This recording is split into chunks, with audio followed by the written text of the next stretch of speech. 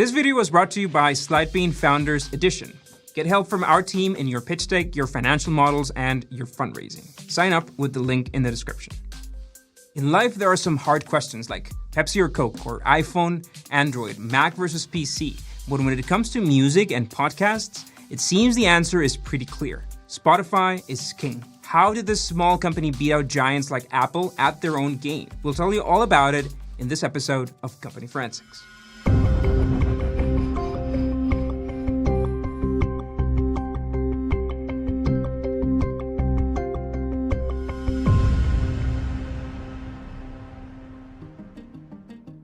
The origins.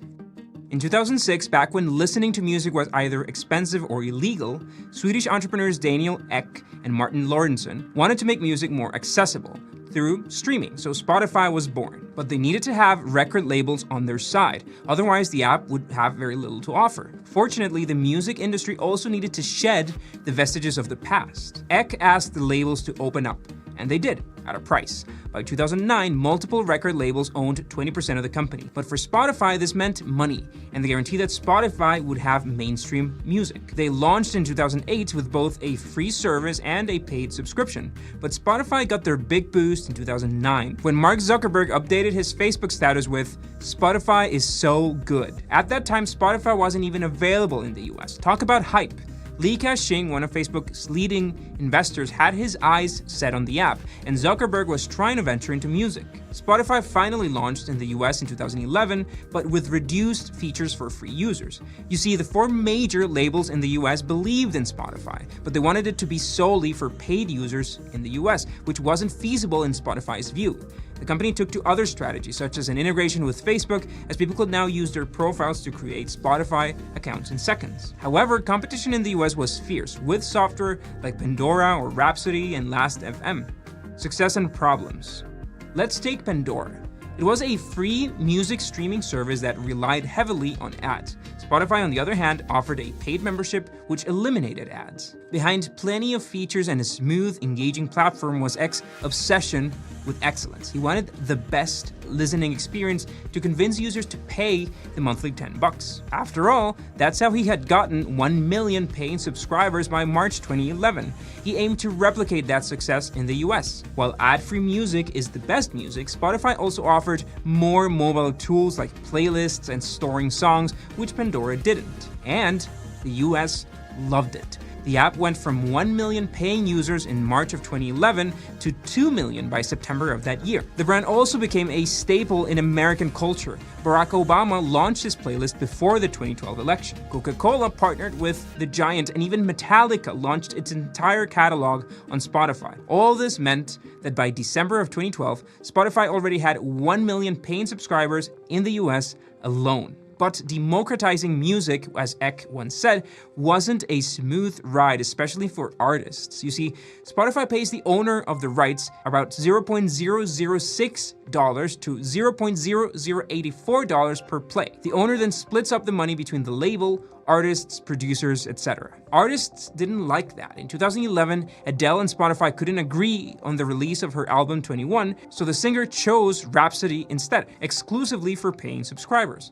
Other big names like Tool and Thom Yorke have criticized Spotify for weakening the already bleak opportunities artists have. Just to earn approximately minimum wage, an artist would need 400,000 streams per month. Perhaps the biggest feud was with Taylor Swift. In 2014, she didn't release her album 1989 on Spotify, then removed her entire catalog from Spotify, the main issue being Spotify's free tier. Instead, she released 1989 on Jay-Z's Tidal, a paid service. Then in 2015, Apple Music announced 3 months free trials with artists receiving no royalties from those trials, and she was pissed. Apple listened and dished out royalties. But Spotify was becoming a big name. It had gone from 10 million paying users in 2014 to 50 million by 2017. That's hard to ignore. Even Adele released her album 25 on Spotify. So Universal Music Group, Swift's distributor, negotiated to allow artists to choose windows of exclusivity for new releases. Taylor Swift went back to Spotify, and it all seems fine for now, but keep this exclusivity issue on hand for later. Then the Facebook Alliance garnered criticism as new users had no choice but to use their Facebook account to create a Spotify account, which wasn't appealing at all. Spotify eventually yielded, but then through Open Graph, activity between Spotify and Facebook became more visible. The songs you listened to now appeared on the revamped feed. Many articles popped up explaining how to separate the two programs as much as possible. It seemed people didn't enjoy publicly displaying their guilty pleasures. And now let's talk about Apple. Spotify versus Apple. Apple is a big player, we all know that, but it doesn't have all the tricks up its sleeve. People want to feel unique, and Spotify understood that, so they created the Wrapped Year in Review. Every year, Spotify reminds you of musical genetics, your favorite songs, artists, and podcasts. It also allows you to share your results on Instagram, Twitter, and other social media. Apple Music users, on the other hand, can't quite do the same. They do have a year-end summary, but it's not as shareable or interactive. Such is the Wrapped success, some Apple Music users questioned their loyalty, and their friends supported the idea. Here's the exclusivity issue again.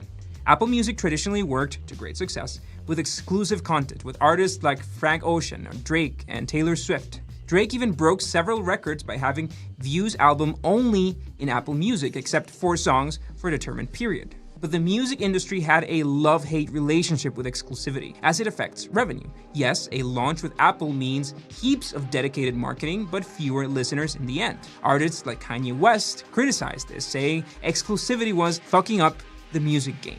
A game in which Spotify had around 42% market share in the music streaming industry in 2017. And it's not like Spotify isn't willing to work with exclusivity, as we've seen. But this company beats giants like Amazon, Google, and Apple.